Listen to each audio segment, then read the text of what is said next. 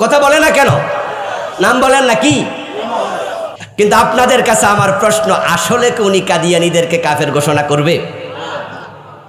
দোস্ত, তাল গাছের কাছে বেল চেয়েও না,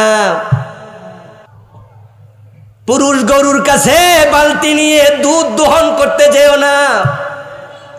পুরুষ গরুর কাছে দুধের জন্য বালতি নিয়ে যেখানে একটা লাভ আসেনি। এই 54 বছরের সরকারগুলো কাদিয়ানীকে কাফের ঘোষণা করেনি। গত 15-17 বছর আওয়ামী লীগ ঘোষণা করেনি। এর আগে বিএনপি সরকার ছিল, তারাও কাদিয়ানীকে কাফের ঘোষণা করেনি। ইউনূস মিয়া করবে না। তাল গাছের কাছে বেল ছায়া লাভ হবে না। আমি তো বলি, যেই কলম দিয়ে কাদিয়ানীদেরকে কাফের ঘোষণা করা হবে, ওই কলমটার মালিক তোমরা হয়ে যাও।